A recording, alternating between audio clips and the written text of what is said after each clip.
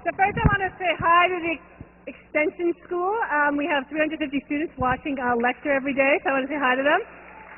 And actually I want to especially invite the Extension School and everybody here to see our very modest Tal, right? He didn't tell us he was on 60 Minutes, but that's okay. But Saturday night, Tal is going to be the honorary basketball coach for the women's team, which at the game against Cornell on Saturday at 7 o'clock, which is the biggest game of the season. 6 o'clock on Saturday, the biggest game of the season. We actually want to see every one of you here and everybody in Extension School at the game. Extension students, I will have free tickets for you. I mean, most of you, 100 of you. And so in honor of that, we have an honorary student and an honorary team, which is our very famous Kathy Delaney Smith, the award-winning, most fabulous coach in the whole nation. And our women's basketball team is here. Come on up. These are our honorary students. There you go. They're shy. All right, so come see them in action. I'll be there with all my friends and family. Tal will sign your hand. All right, ready, guys? This is the biggest game. These are the Ivy League champs from last year. All right, give them a throw. Throw them out. Throw them out. Go, throw, throw. Let's go. Throw, throw. High. Let's go.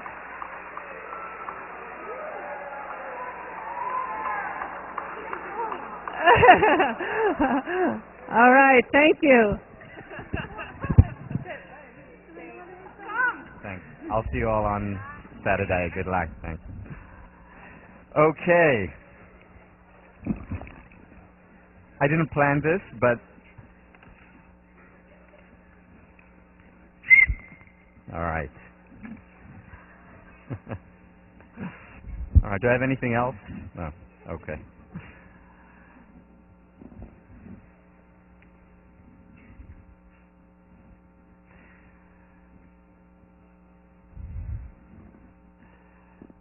Thank you, and thank you. And we're going to continue talking about gratitude. So,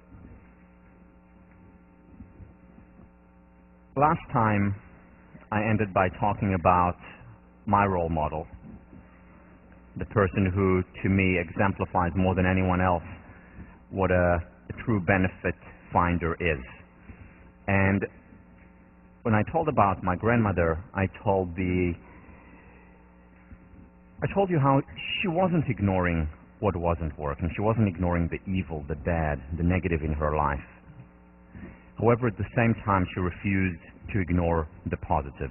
In other words, what she insisted on was staying real, being connected to what was around her. And when there was evil and bad, she was connected to that. And at the same time, she was also connected to the good. Benefit finder is not about being a detached Pollyanna. Far from it. The question that we asked last time, and I want to end the lecture today on gratitude before we move on to change, was one, why are not more people benefit finders? Why are more people not optimistic? I mean, you saw the research. People live longer, they're happier, healthier, more successful. Why isn't everyone a benefit finder? Why aren't we all optimists if it pays in both the ultimate currency, the currency of happiness, as well as in hard currency, success currency? Why are not more people benefit finders? And the answer to that was, to a great extent, because of the media. What we have in the media is magnifying, zooming in, magnifying the negative, maximizing it, having it take the entire screen, the entire page, while minimizing the positives. And in many ways, the media makes fault finders out of us. And we need to counter that. How do we counter that? On the macro level, by having good news channels, for example. On the macro level, by having more inspiring art. You know, art throughout history has changed the world. Whether it was during the Dark Ages and the transition to the Renaissance, whether it was during the 18th and 19th century with the Romantic artists and paving the road to freedom, whether it was in mid or 1930s and 40s with the Renaissance, in many ways, of Hollywood, bringing more hope to people. So art plays a very important role. and hopefully we'll continue to do so. So then we talked about the global level, the macro level. On the micro level, we talked about not waiting for bad things to happen, for a tragedy, for something external to happen, for us to be grateful. Because when we're grateful, by definition, we don't take something for granted. And then we shared, and you're also reading the research on gratitude. The key when doing it, when doing this exercise, and as I said, I do it every single day. I've done it since the 19th of September 1999. Every single day, religiously. The key to doing it and not taking this exercise for granted is by maintaining freshness through. If you want, doing it once a week. It's better to do it once a week mindfully than doing it every day and just take it for granted. Okay, check, did that. But ideally you want to do it every day, because by doing it every day, that's when you form a habit, that's when you transform your thinking. And if you do it every day, the key is to vary, to think about different aspects every day, to think about different aspects of your family, if you write family every day, to write about work one week, to write about home the next week, maintaining mindfulness, focusing on different things that you didn't notice before, creating novel distinctions, as Ellen Langer would say, and visualize. So when you're thinking about your girlfriend or boyfriend and writing your gratitude, visualize them. When you're thinking about the meal that you just had in your dining hall, which was delicious, think about it, visualize, make it as real as possible. That's how children think, and that's why children have this freshness on a day-to-day. They don't take anything for granted. They see life as a miracle. Emerson once said, if the stars would shine once in 1,000 years, we would all look up and praise the glory of this world. But because they shine every day, we take them for granted. For children, that doesn't exist, and part of the reason why it doesn't exist is because they don't think automatically, conceptually.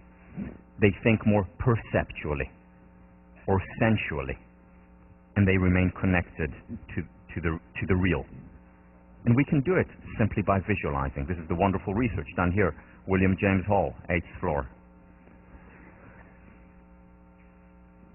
The key to this, as to any change that we're talking about, and we're going to devote more than 2 lectures to change today, as well as the whole of next week. The key is to do it, to just do it. There are no shortcuts. It's not because you've been through a lecture on gratitude and you really understand what a benefit finder means. That will not in and of itself make you a benefit finder. You need to do it, you need to experience it. And it's only through that over time, you will begin to see more and more of the positive in the world and counter the current schema that most of us have literally been imprisoned by, the fault finder schema. William James, in 1890, said that it takes about 21 days to change a habit.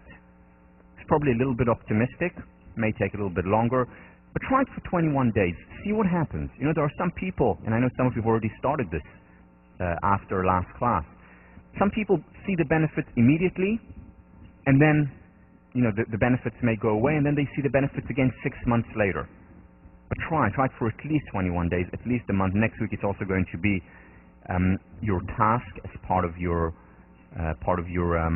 weekly assignment. But start today, don't wait.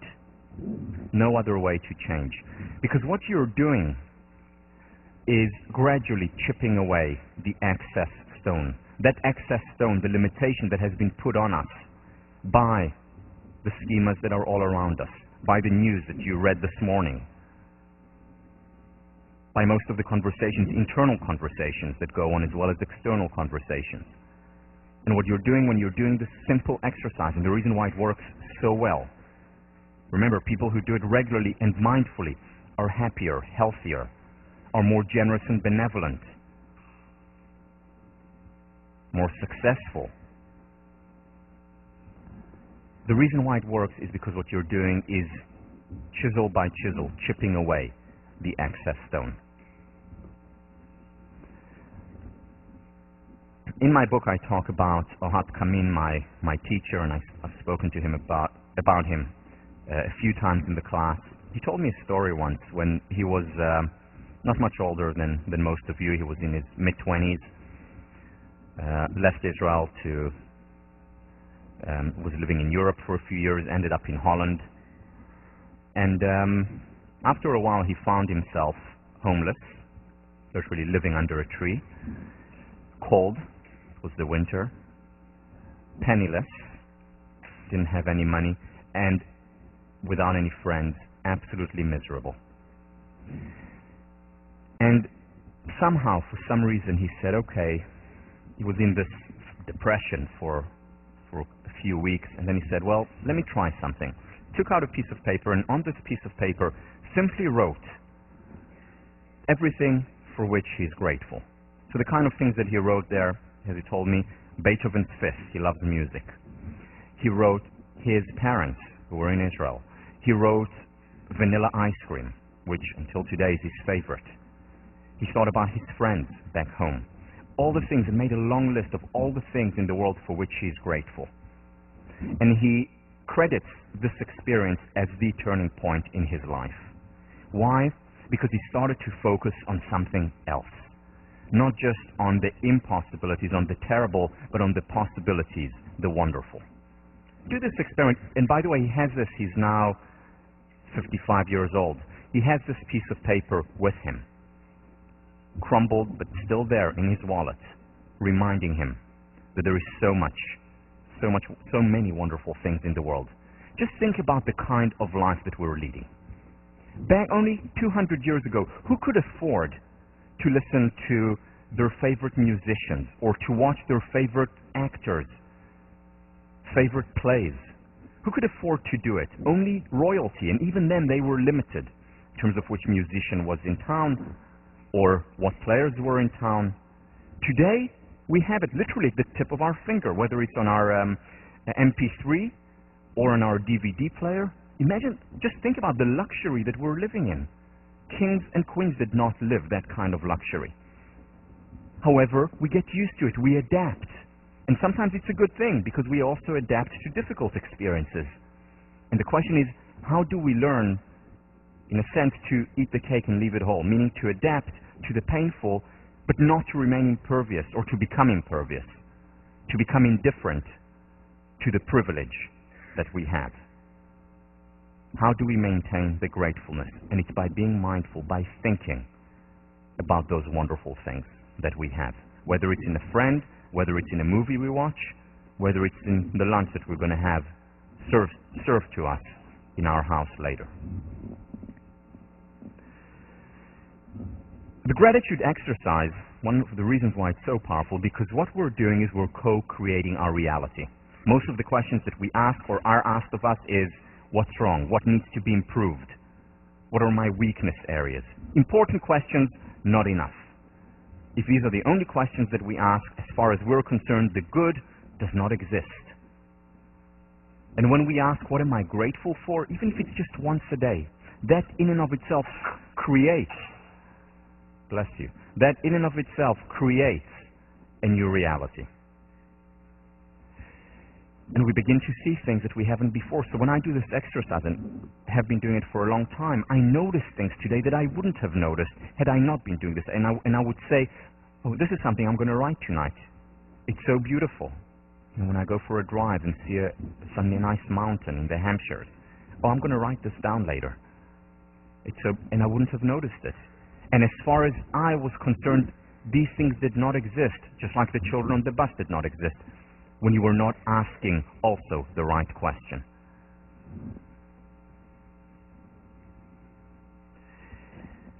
It's important to express gratitude, obviously, not just to ourselves, but also to others.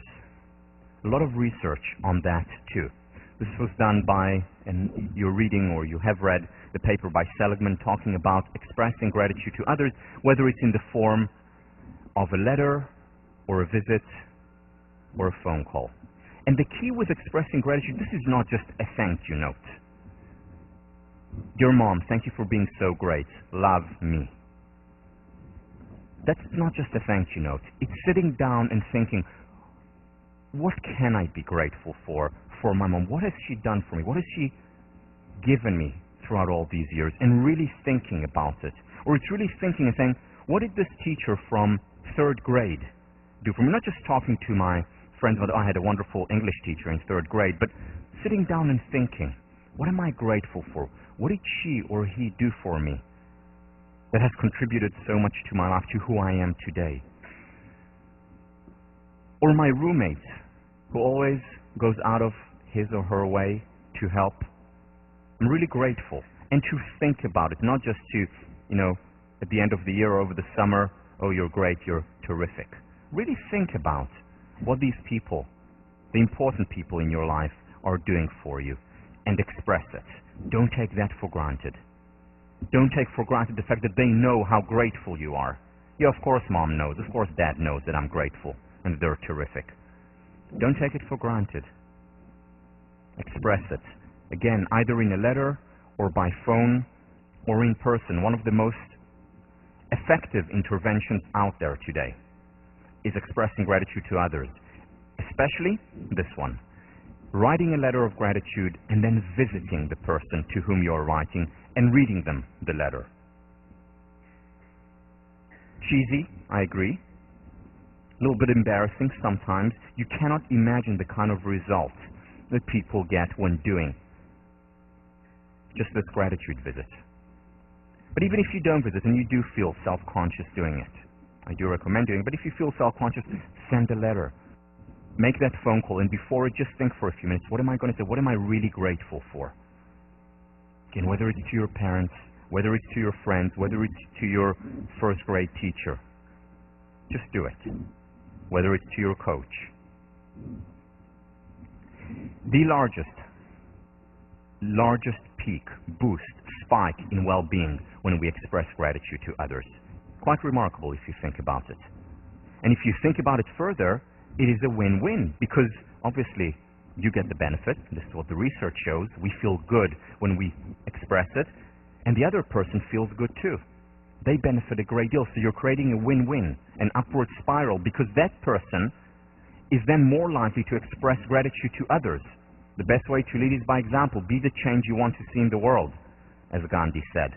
So you want people to be more grateful? Express gratitude to yourself. They're more likely to then take it on and express gratitude to others. So not only are you starting an upward spiral between you and that person, but also potentially between that person as well as others. Paying it forward. The downside of this intervention is that while it leads to a spike in well-being, that spike usually goes away after about a month. It varies. It can go away after a week or after 3 months. But the average, it goes away after about a month, the spike to our well-being. So the key, if you want to maintain the spike, is to do it regularly. Either once a week, once every 2 weeks, once a month, do it. You can do, 1 week a gratitude phone call and make it a ritual. The next week, gratitude letter. The week after that, a gratitude visit. Or something like that. Again, variety. Variety really helps here.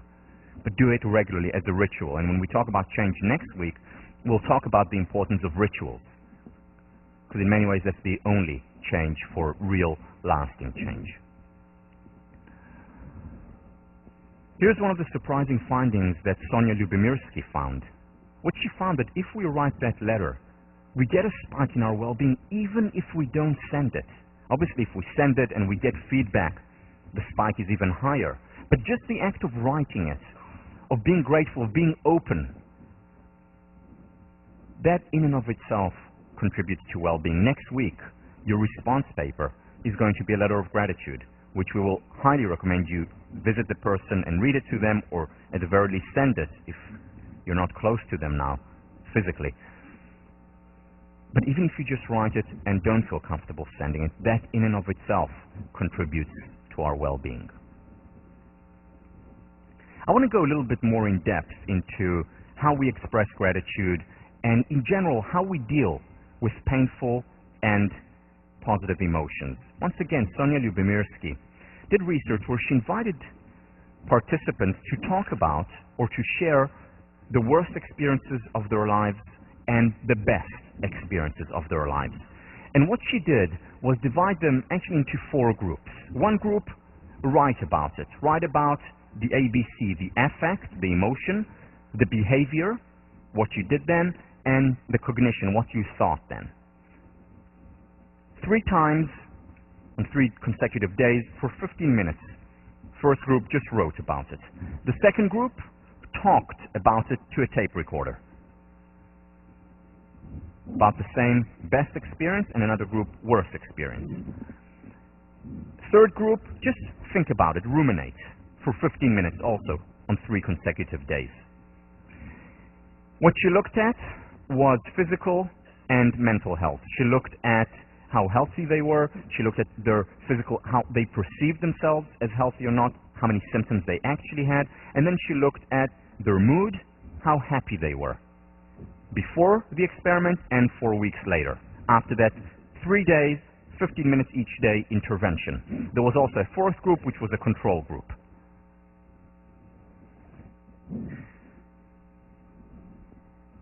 Here is what she found. So basically, you have 3 or 4 by 2. Writing, talking, and thinking. Study 1 worst experiences, study 2 best experiences. Those who wrote, let me just explicate this, those who wrote about their worst experiences actually felt better and were physically healthier compared to the control group 4 weeks later. Those who talked about it to a tape recorder, remember about what they felt, about what they've been through, about what they thought at the time, what they're thinking now, 15 minutes, 3 days, actually felt better after talking about it. Those who thought about it, who ruminated about it, without talking, without writing about it, actually felt worse and were physically less healthy a month later. The second study, where they wrote about their happiest experience, we see the opposite trend. In other words, those who wrote about it, on what they experienced, how they experienced it, what they learned from it on 3 days for 15 minutes each time, actually felt worse physically as well as mentally after a month. Those who talked about it, also about the ABC, the affect, the behavior, and the cognition, also felt better and were less healthy a month later. Whereas those who just thought about it, ruminated about their positive experiences, imagined it on 3 consecutive days, 15 minutes each day, actually felt better and were healthier a month later, 4 weeks later. So she ran a 3rd study to understand. This was a surprising result. It's not what she expected. So she ran a 3rd study to understand the mechanism, what is going on here. Why is it that when we write and talk about negative experiences, it makes us feel better and healthier, strengthens our immune system, whereas when we just think about it, ruminate it, what's going on here? Whereas the exact opposite is the case with positive emotions. And what she found was that there was a distinction between analyzing and replaying. When we analyze an experience, when we make sense of it, it helps. It actually helps painful experiences and negative experiences, which is why therapy helps. And what helps in therapy more than anything is less the technique, less the years of study that the therapist had, less the experience that the therapist has. These things matter, but not that much. What matters most is, are they empathic? In other words, are they good listeners? So when we feel like we can talk and analyze about painful emotions, we feel better. We're physically healthier. When we simply sit down and ruminate about painful emotions, without making sense of it, we get very often into a downward spiral. We narrow and constrict. We feel more sad. We narrow and constrict even more. Remember the Barbara Fredrickson studies? And so on and so on. In contrast, we're not sure why, when we analyze a positive experience, really analyze it and try to understand why it happened and so on, and we do it 3 consecutive days, it actually doesn't help. We don't understand why, but maybe it's because it takes out the fun, the spontaneity from the experience. However, when we just ruminate about the positive experience, just think about it, then it contributes to our well-being. The gratitude exercise is about replaying the experience. It's exactly that. In other words, it's thinking about our happiest experiences of the day, which leads ultimately to positive outcome. So what is this saying about the permission to be human? How is it different? Because the permission to be human is also very much related to being happier and healthier in the long term. Well, here is the difference. With the permission to be human, we give ourselves the permission to experience the emotions. For as long as necessary, if we just lost someone, it will be much longer than if we just didn't perform so well on a test. But we give ourselves the permission to experience the experience. And then we ask ourselves, so what would be the most effective way to act now? And one of the most effective ways to act would be to share that experience. One of the most effective acts would be to just write in our journal. That is active acceptance. Not just ruminating and staying there with this painful emotion. Now, one of the things that I thought about it also in the context of my grandmother's experience is, why is it that, and we'll talk about PTSD in a few minutes, why is it that so many people in the United States coming back from Vietnam, 30% of Vietnam vets experienced post-traumatic stress disorder? It affected their entire lives. Whereas people who have been through the Holocaust know no less terrible experiences, very often much worse experiences. People who have been through the Holocaust, percentage-wise, there are far less people who have PTSD, post-traumatic stress disorder. Why this difference? I mean, I know in Israel, 50% of the older population, when I was born, 50% of the population were Holocaust survivors. I didn't see much post-traumatic stress disorder there. Whereas again, 30% of Vietnam vets have PTSD. The jury's still out to see how many of the second Iraq war will come back with PTSD. But the numbers are going to be staggering too. Why? What's the difference? And I think this explains the difference. You see, Vietnam was not a popular war. Many of the vets who came back to their homes, to their country, didn't talk about it openly. They kept it inside them. And what they did was they were right here. They were thinking about some of their worst experiences, replaying it in their minds over and over and over again. And the situation just got worse and worse and worse. In contrast, people coming from, again, no less terrible experiences in the Holocaust, they came back to their village, they came back to their country, they came to Israel, and what did they do there? They talked about it. They talked about their experiences, most of them, not all, most of them talked about their experiences with their friends, with their family, constantly talked about it. They were here. And over time, it helped them move on and continue. So the best advice from this study, and you know that. Again, we know, as I told you, I'm not going to teach you much new in this course. I just want to remind you how helpful it is to have a support group, how helpful it is to share with friends, with family, with a therapist, with a journal in writing, and we'll talk about journaling next week. One of the most effective interventions, both for positive as well as negative experiences. Only we write in a different way. One we analyze, the other we simply replay.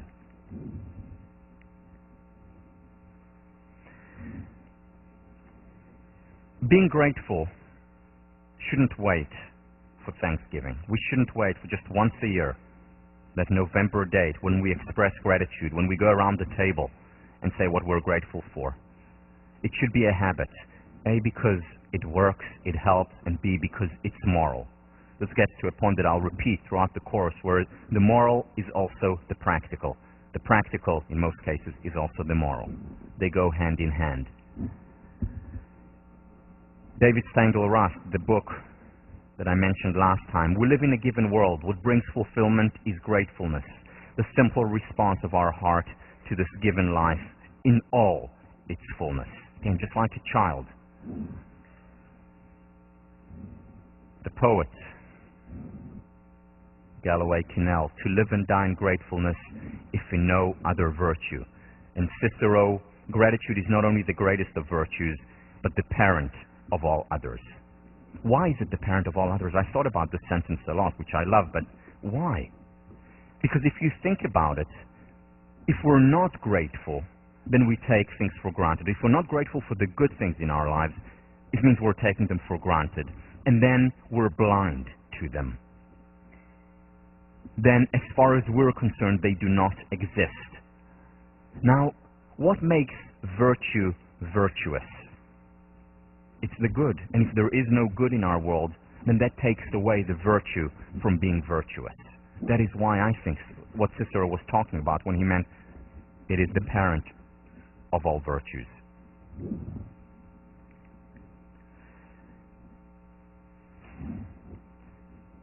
Another consummate benefit finder is a Radcliffe student, or was a Radcliffe student, Helen Keller.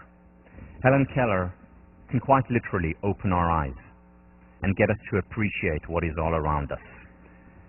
She tells a story in her wonderful autobiography about a friend who came to visit her once in Cambridge. There were many more woods at the time, and the friend walked around the woods, and when her friend came back, Helen Keller asked her, "So, what did you see? What did you note?" To which her friend responded, "Well, nothing in particular." And Helen Keller responds to that nothing in particular in her autobiography. Let me read. "I wondered how it was possible to walk for an hour through the woods and see nothing of note. I, who cannot see, find hundreds of things. The delicate symmetry of a leaf, the smooth skin of a silver birch, the rough shaggy bark of a pine. I, who am blind, can give one hint to those who see. Use your eyes as if tomorrow you will have been stricken blind. Hear the music of voices, the songs of a bird, the mighty strains of an orchestra, as if you would be stricken deaf tomorrow. Touch each object as if tomorrow your tactile sense would fail. Smell the perfume of flowers, taste with relish each morsel, as if tomorrow you could never taste or smell again. Make the most of every sense. Glory in all the facets and pleasures and beauty which the world reveals to you."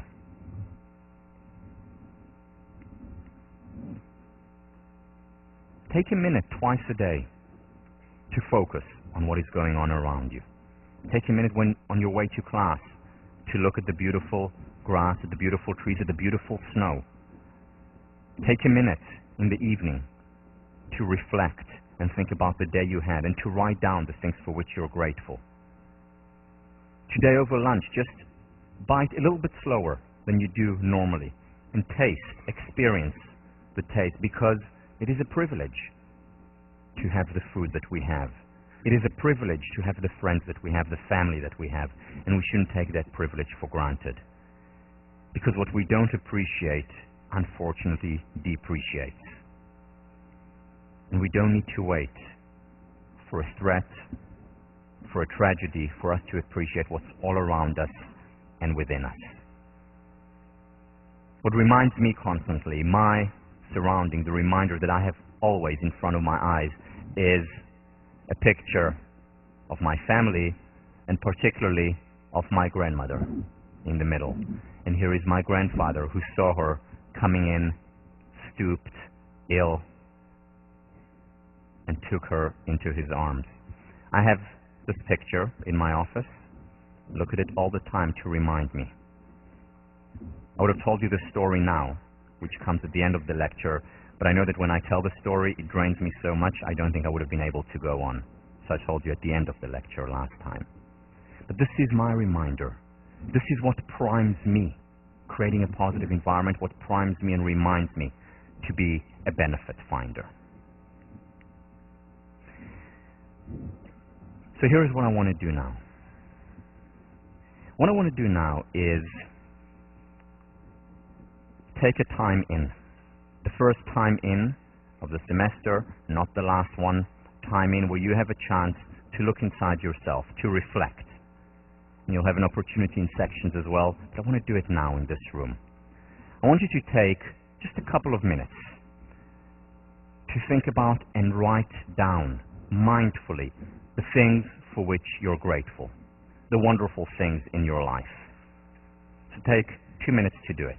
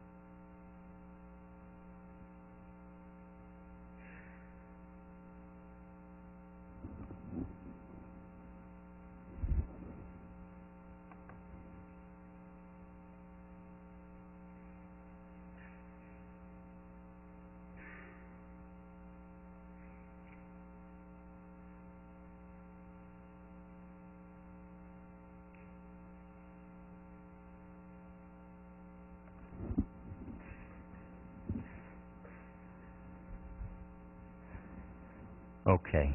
I want you to continue. It would be great if you could continue this later on as well, but I want to do something else now. Something slightly embarrassing. My apologies in advance. But what I'd like you to do now is share with the person next to you. You don't need to share everything, and you can have some beeps in the middle if you want censorship. That's fine. But just take a couple of minutes to share with one another, with the person next to you, or if there are 3 of you, just share quickly. I'm just going to give 2 minutes for that, the things for which you're grateful. You can elaborate on one thing, or you can read the list.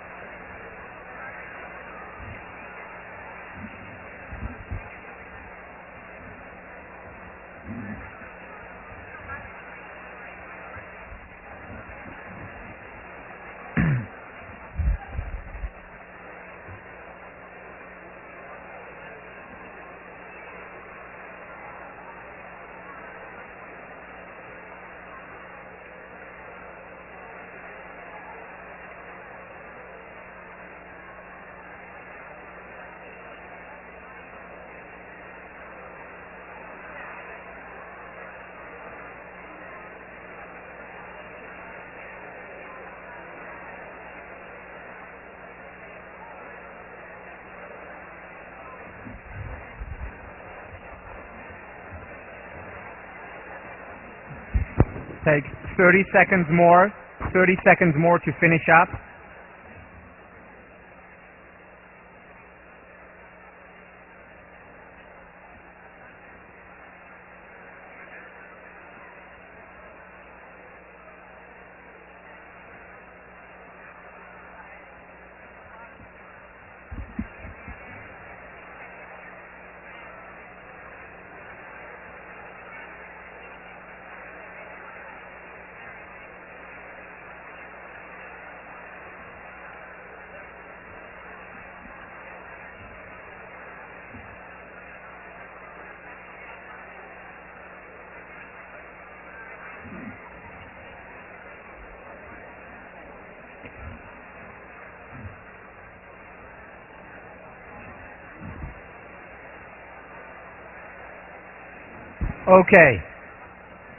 Okay. You can continue later. I recommend you continue later.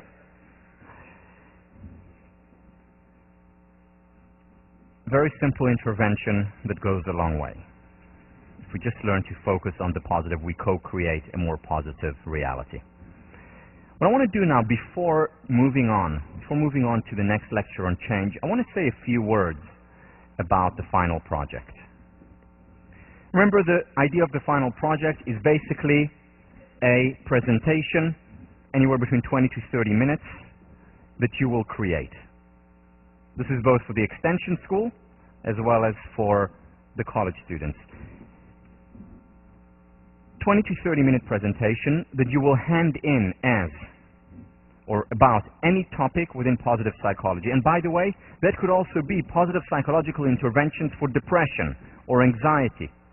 It could be about gratitude. It could be about the mind-body connection. It could be about spirituality and religion. It could be about self-esteem. What I would urge you to do is find the most personally meaningful topic that you want to research. Remember, what is most personal is also most general. So if you are very much interested, passionate in spirituality, do that. If you really want to understand more and be able to apply to your life more positive psychological interventions for, public speaking anxiety or whatever it is, do it on that. The more personal you'll get in that paper, the more you'll get out of it. You will hand it in as a written text. 20 to 30 minutes is about 10 to 15 pages of text, and this is what you will ultimately hand in. You will give both a written text as well as slides. We're not going to grade you for how beautiful and how amazing you are at PowerPoints, but we do want you to hand in slides that will be the outline for your talk. Now, the only part of this that will actually be graded is what you hand in at the end, meaning the text of your lecture. However, in addition to that, the part that will be graded pass-fail, meaning you have to do it, but you're not going to be graded for it, is to give the presentation to other people from your section. Those of you in the extension school will give it to other people in your community. The idea here is paying it forward, getting an idea and doing it. That's how I actually started my speaking career. I had a topic that I was personally interested, and I gave it to the squash team.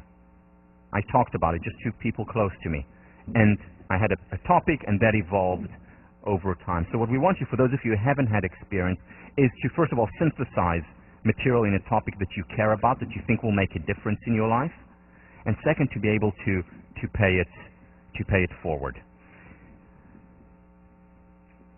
It has to have reference to research. This is not just a personal story or an autobiography. It has to have reference to research, in addition to, of course, stories that you think capture the point.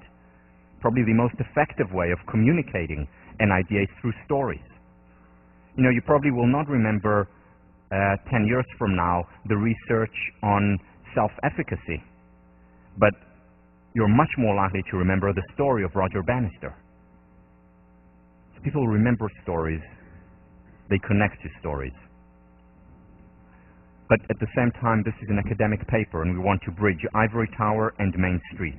So have references to research. And these are the things that would be optional. You can have film clips. If you have a film clip in it and it's a 10-minute film clip, it doesn't count as part of the 10 to 30 minutes, especially if you have a 20-minute film clip, unless it's you giving a lecture, which is fine. And include exercises. So if this was a workshop, what exercise would you do? Would you have, the participants express gratitude to one another? Would you have them write in a journal? Would you have them go out and exercise physically later? So include exercises as well. Here are the dates. So this is, these are your deadlines, or rather your lifelines in this project. March 20th, just before spring break, all you need to do is let your TF know your topic. One word, one sentence. It's gratitude, it's spirituality, it's mind-body, specifically physical exercise. Just let them know. Now, you may change that a week later or 2 weeks later, but we would just want you to start honing and thinking about what your likely topic will be. So that's March 20th. April 7th, give you some time after spring break so you don't have to work on it over spring break, though we hope you will at least think about it and read some stuff over spring break. April 7th, one-page outline, a draft of your topic. Again, this is not graded. This is just for you, meaning pass-fail, where you have to hand it in. Just for you, and then you can talk to your teaching fellow about it. By May 3rd, give the presentation to at least 3 or 4 classmates. If you're at the extension school, give it to other people and ask them for feedback. And you will get feedback, ideally written feedback, and we'll talk to you about the process later on when the time comes. Again, this is not graded. It's for you. It's for you as well as for the participants, because you're paying it forward. It can be a rough draft. It is a rough draft. And they'll give you feedback and say, well, what I felt was missing was maybe an extra story, or I felt like you weren't grounded enough in research, or introduce a little bit more energy, or whatever it is. Get feedback from them to help you. And then a week later, the final project will be due. Any questions about this? If you have a question, probably others have the same question. So any questions about the final project?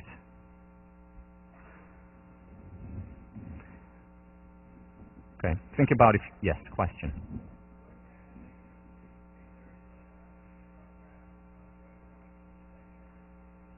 No, it's not in section. You will actually, okay, so the question is, where do you make the presentation? You will have to get together with your group, the other 3 or 4, probably be 3, and give each other the presentation.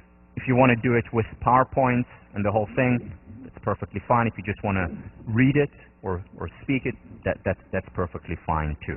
Your choice, whatever you think would be most helpful to you. Again, this project is for you. It's for you and for others, hopefully, who will benefit from hearing what you have to say. Students who have done it, we've done it already for the last 2 years. The first year where I taught it, we just had a regular paper.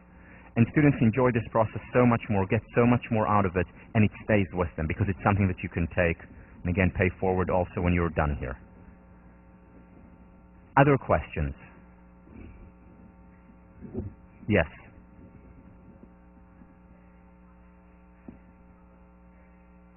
Yes.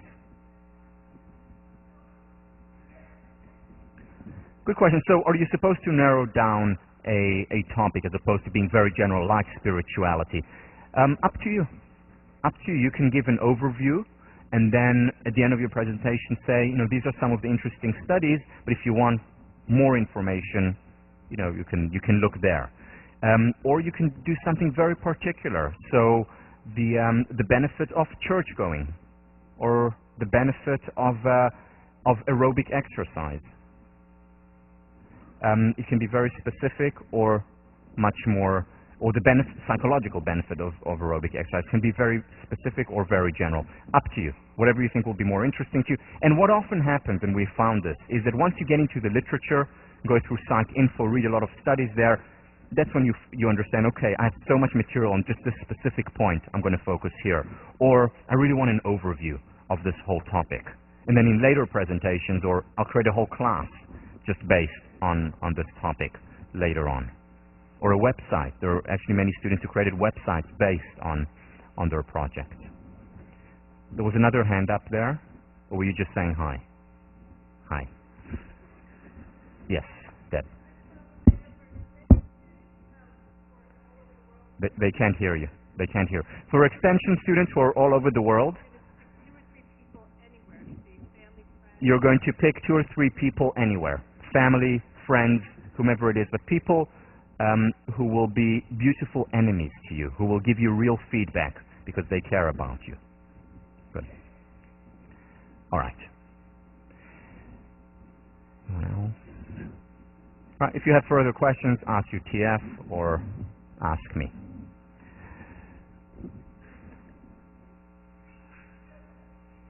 Bless you.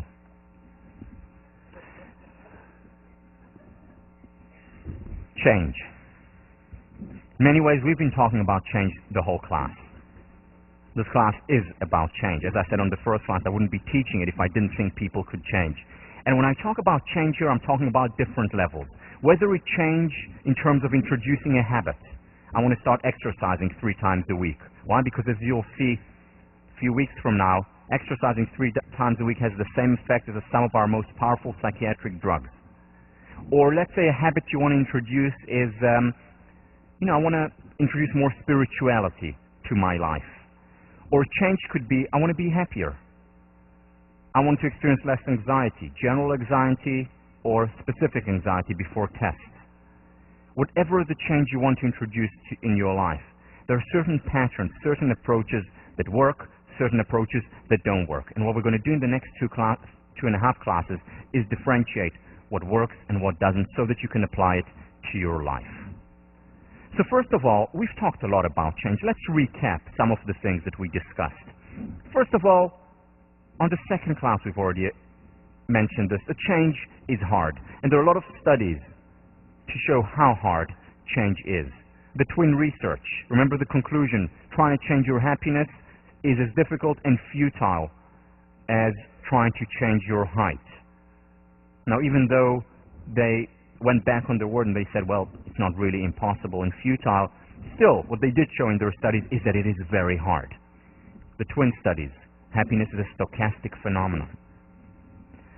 Then, Daniel Gilbert's work on effective forecasting.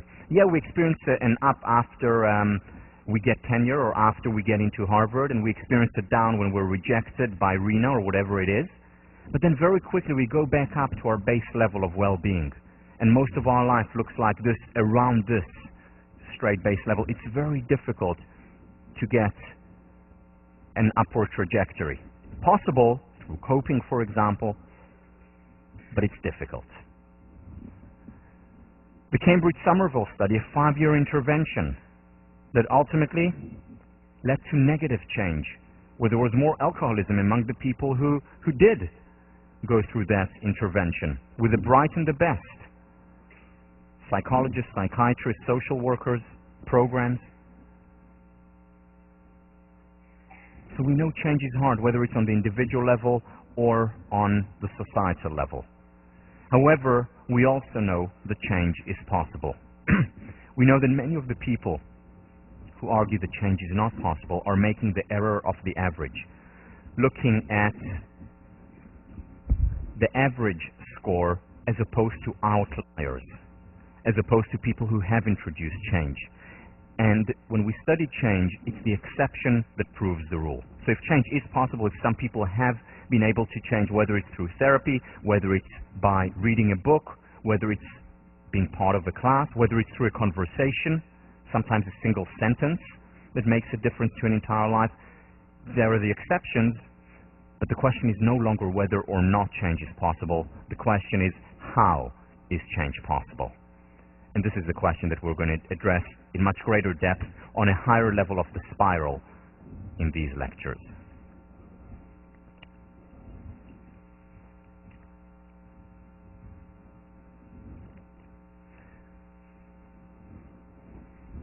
What does change look like? Let's go micro here. Let's go to the brain level. How does change actually look like? What happens in our brain when change occurs. Until 1998,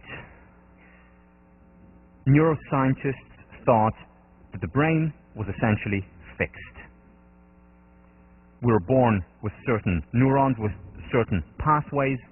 The brain doesn't grow, doesn't change past the age of, say, 3. Maybe first few experiences the brain still changes, evolves, but after the age of 3, no change. And this theory, which was held until 1998, I mean, that's not so long ago, this theory gave credence and was actually proof positive for happiness as a stochastic phenomenon. You're born with certain genes, you're born with certain inclinations, with certain neural pathways. You have few experiences that really affect you a great deal, as Freud argued, and then the rest of your life you're going to just fluctuate around that same level. No change. That was until 1998. In 1998, scientists started to notice that the brain actually does change, and they came up with the concept of neuroplasticity. Neuroplasticity. Our neurons are plastic. They change. Not only that, not only do the pathways change in the brain, and we'll look at them in a minute, but also they came up with another concept, which was neurogenesis. Neurons develop, are created throughout our lives until the day we die, potentially. So it's not the fact that we're born with a certain number of neurons and it's downhill from there, as conventional wisdom had us believe, as many people still believe today. No, neurons develop and grow, emerge throughout our lives.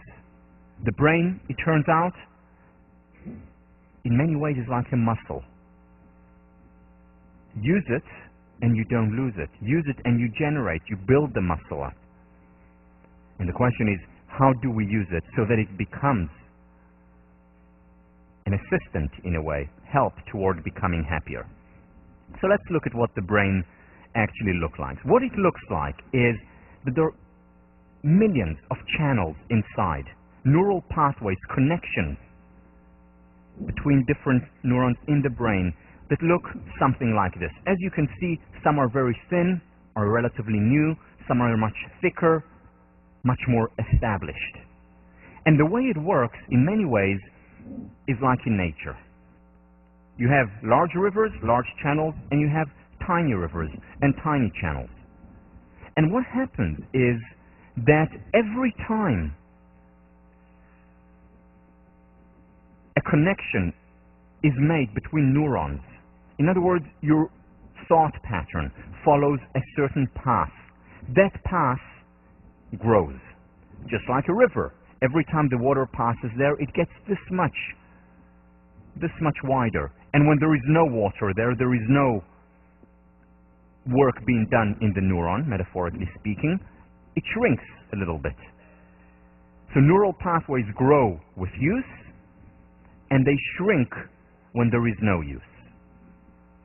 If it's something that a new neural pathway that was just created, because remember, there's neuroplasticity, neural pathways are created constantly, there is neurogenesis, new neurons are created constantly. Initially, it's very thin. Let's say, for example, I study French, and I learn a new word. A new connection is made in my brain. Now, if I hear the word once, and never again, the neural pathway will disintegrate, will disappear. However, if I continue hearing that word over and over and over again, after a while it will become thicker and thicker. Again, this is a way oversimplification of the real process, but it will become thicker, and then I will remember it for the rest of my life. It will be established like a river that is established, as opposed to a tiny stream, a trickle that can disappear in a day. And here is the key aspect for understanding how we can change our thought, how we can change our well-being, ultimately. The neural pathways are self-reinforcing, just like rivers are. Think about it. When it rains, when there is a downpour, the water gravitates toward the existing rivers, toward the channels, toward the drains that we have built. It's much less likely to create a new river or a new stream where there was nothing before. So an experience is much more likely to gravitate to already established neural pathways and strengthen it further, as opposed to create new neural pathways. Which is why if we want to remember something, it's very good to make connections to other things, to existing neural pathways, to existing memories.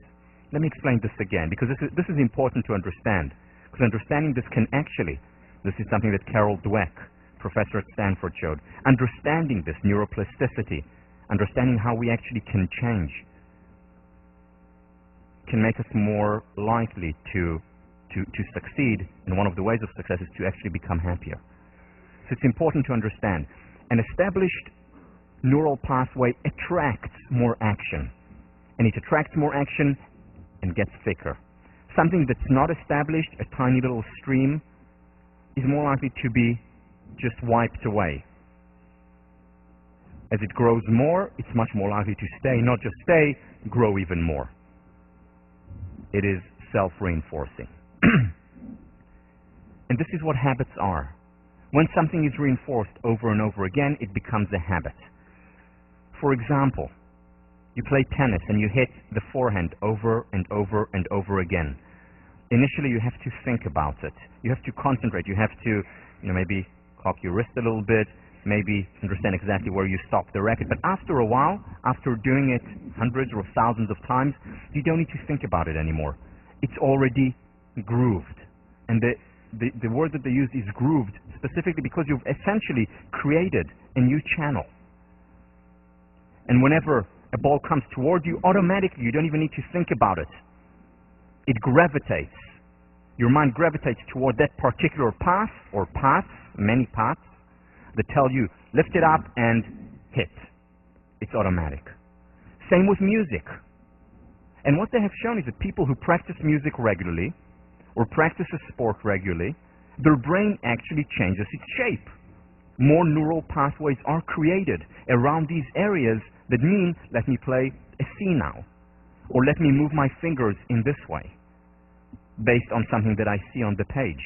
Certain neural pathways are created, and the brain actually becomes thicker in these areas, where more experiences flow, and the more we do it, the more they flow, until it becomes grooved, and I don't need to think about how to play a C minor. It's automatic. They did research, and this was the first research, or one of the first research projects, where they found that the brain actually changes. They took taxi drivers, or freshly minted taxi drivers from London, and what they had to do to get their certificates and their approval, they had to study the map of London. Now, the map of London is much more complicated than studying the map of New York, those of you who have been to London. But they studied and they spent a lot of time, and what they found was that their brain, part of their visual cortex, actually changed from before they started to study the maps of London to after. Because they were working that part of the brain, they had experiences, and these experiences created grooves inside the brain. So when someone said, Oxford Circus, immediately they knew what street they need to take to Oxford Circus. Their brain actually became bigger. It changed. There is neuroplasticity. And that's wonderful news. It's really wonderful news because it means we have control and we can introduce change. Now, in our brain, there are both healthy and unhealthy pathways. So, for example, some of the negative channels may be one of a consummate warrior, someone who worries a lot, that every time something happens, immediately they gravitate toward, okay, so what does that mean for the future?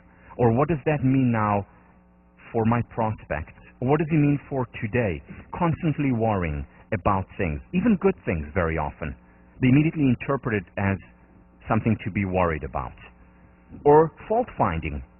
That's pathways in the brain where I look for, again, they're self-reinforcing, I begin to look for in my world for things that go wrong. Remember my personal experience where when I got the fellowship as a senior here, and I got the fellowship and immediately my brain gravitated toward, okay, but why didn't I get that other one? I had so many things to be grateful for. But as a fault finder, immediately the neural pathway, the river that this experience fell into, was the largest one. And the largest one for me at that time was being a fault finder. Then there are positive channels as well. What are the positive channels? Benefit finder. A person who's able to find benefit even in the hardest circumstances. May not say that things happen for the best, but people make the best of things that happen. The optimist. Again, much larger, much wider channels for optimism, and experiences gravitate toward there. Today we know much more how the brain works and where these channels exist. So let me give you an example of one of the things we know. One of the things that we know is that people who have more action on the left side of the prefrontal cortex compared to the right side of the prefrontal cortex are generally happier, more susceptible to positive emotions, more resilient in the face of painful emotions. More activation here, prefrontal cortex, compared to the right side of the prefrontal cortex. People who have more activation on the right side compared to the left side of their prefrontal cortex are generally more depressed. Now we know that today because we have fMRI, because we have EEG, we can see how much the brain works on each side. But we knew that already hundreds of years ago. We knew that this side was associated with positive emotions, and more activation on this side, on the front, is associated with painful emotions. How? Because when people, for example, were in an accident, and the accident happened to them, and the left side of the prefrontal cortex was damaged, very often they became more depressed because they had more activation on the right side as a result, in comparison. People who had an accident on the right side, on the other hand, on the right side, very often became happier. Now, I don't recommend this as an intervention. Don't try it at home without your parents or with your parents. However, if you walk in the street and you happen to fall, it's always better to fall this way. So just keep that in mind.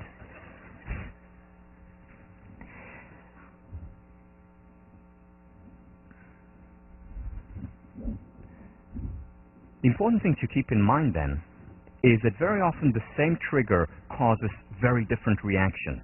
Again, the world is not just the external world, it's also the internal world. Remember, to the same mind, as Emerson said, the same world can be a heaven, or to different minds, the same world can be a heaven or a hell. It depends where that experience gravitates towards. Over the years, I've become much more of a benefit finder through the exercise, through thinking about it, by writing, keeping a journal, by physically exercising. I've become much more of a benefit finder. I've done a lot of work in that. One of the great fortunes of my life is that I married a consummate benefit finder. Tommy, my wife, doesn't have to work that hard at it. So for example, we would come back from a party and there was someone at the party who couldn't stop talking. Have you encountered a person? Well, couldn't stop talking, and I'm just about to tell Tommy, this person just couldn't shut his or her mouth. And what would she say before I opened my mouth? She said, see how wonderful that person was, and he or she is so passionate about what they do. So for me it was talkative, for her it was passion. Again, automatic going there. There is a genetic set point, and we'll talk about the genes, that lead some people to be much more benefit finders than others. But at the same time, we can work on it. We can work on it pathway by pathway. And what we're doing there is quite literally transforming the brain. We'll talk about during the week on mindfulness, on meditation, that meditation, for instance, regular yoga, actually changes the pathways in our brain, makes us more active on the left side compared to the right side, thus making us more susceptible to positive emotions, more resilient in the face of painful emotions. We can change the brain, neuroplasticity and neurogenesis. We're going to talk about two types of change in this next week. The first type of change is the gradual approach. This is the change of gradually chipping away excess stone. This is the change that we see in nature with the water sweeping away the stone, making it thinner. Over time, making it smoother. The gradual change. This is the change that we mostly see in the world. It's the healthy change. There is no quick fix. It takes time. However, the change process can be as enjoyable as the outcome. Think about learning how to play a musical instrument. It takes time, and it's, by the way, the same process because we are creating new neural pathways in our brain when we learn a musical instrument. We can enjoy the process, the 10 years that it takes us to get to play in a concert in Leverett JCR. We can enjoy the process of getting there before we're there. So the change process in and of itself can also be fun. We can enjoy the journey as well as the destination. It takes time, a lot of time. Then there is also the acute approach to change. You know, if the metaphor for the gradual change was the water breaking down stone, the metaphor for acute approach is taking a sledgehammer and breaking the stone. You know what Moses did. The acute change doesn't take as much time. It happens immediately. But the important thing to keep in mind with the acute change is that it's not a quick fix. The acute change very often takes a lot of preparation. Metaphorically speaking, you need a lot of strength to pick up that hammer and to have the power to put it down. So it takes time. Both take time. And that's important to keep in mind. Why? Marty Seligman. The belief that we can rely on shortcuts to gratification and bypass the exercise of personal strength and virtue is folly. It leads to legions of humanity who are depressed in the middle of great wealth and are starving to death spiritually. This is one of the main reasons for the unhappiness in the world today. I alluded to it, but I want to elaborate a little bit more before we end. How many here have read, by the way, the 7 Habits of Highly Effective People, Stephen Covey? Okay, quite a few. It's a wonderful book, one of the best, if not the best, self-help books out there. Stephen Covey, at the beginning of the book, talks about the research that he did for his PhD, and what he did was look at the success literature of the last 200 years. And what he found was that there was a real cutoff point in 1930. Until 1930, 19th century and beginning of the 20th century, self-help was about character change. It was about changing who you are from the inside. It was about struggle and hard work and failing and getting up again, going through hardships and changing step by step, slowly, gradually. 1930, radical change. From character change, it became quick fix. Think and grow rich. How to win friends and influence people. Do it now. The secret. Quick change, immediate change, easy change. And from the 1930s, what we see is a decline in people's levels of well-being. Much more depression, much more anxiety, and one of the reasons is that people hope and believe that they can find the quick fix. There is no quick fix. It takes time. It takes time to change. However, the change process can be as enjoyable, as fun, as exciting as ultimately achieving the change. And next week, we'll talk about that wonderful process. Have a good weekend.